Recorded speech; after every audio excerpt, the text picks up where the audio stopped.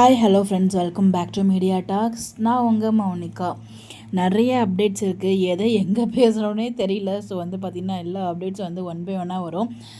ஒரு நாளில் எவ்வளோ அப்டேட்ஸ் வர்றது, ஒரு சிலப்போ அப்டேட்டே இருக்காது. ஒரு சில நாள்லாம் பார்க்கும்போது ஒரு சில நாள் நிறைய அப்டேட்ஸாக வந்துட்டுருக்கும்.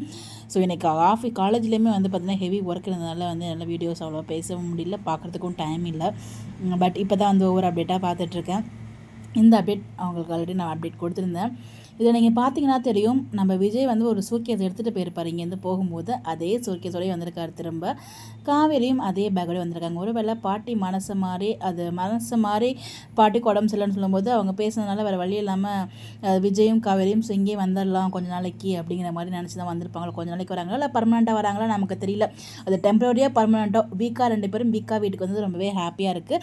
ஸோ பாட்டி மனசு மாறி அது மட்டும் இல்லாமல் உடம்பு சரியில்லையே அப்படின்ற டைமில் அவங்க கூட இருக்கணும் அப்படிங்கிறதுனாலையும் இங்கே தங்கியிருக்கலாம். ஸோ எனிவேஸ் இதுக்கப்புறம் கொஞ்ச நாள் பார்த்திங்கன்னா ட்ராக்கிங்காக தான் போகும்னு நினைக்கிறேன்.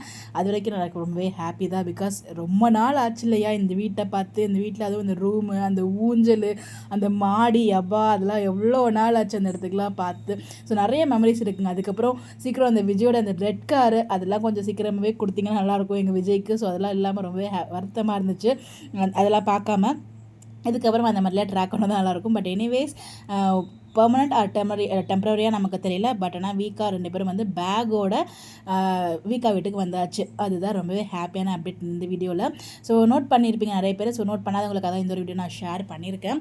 அது மட்டும் இல்லை, ஸோ இந்த இடத்துல பார்த்தீங்கன்னா சித்தி திருந்துறாங்களா இல்லை ராகினி இதுக்கப்புறம் எப்படி ட்ராக் மூவ் பண்ண போகிறாங்கன்னு ஒரு ஐடியாவே இல்லை. பிகாஸ் அவங்க குமரன் அங்கே போயாச்சு இல்லையா பிக் பாஸ். ஸோ அதெல்லாம் கொஞ்சம் இங்கே கொண்டு போகலாம் அப்படிங்கிறதுக்காக ட்ராக் மூவ் பண்ணுவாங்க நினைக்கிறேன். பிகாஸ் அங்கே விஜய் மட்டுமே வச்சு அங்கே ஸ்டோரி மூவ் பண்ணுற மாதிரி இருக்கும். இங்கே பார்த்தீங்கன்னா சித்தி இருக்காங்க. அடுத்து ராகினியோ இல்லை சித்தப்பா அவங்கள வச்சு ஏதாச்சும் நெகட்டிவாக மூவ் பண்ணுறதுக்கு வாய்ப்புகள் இருக்குது.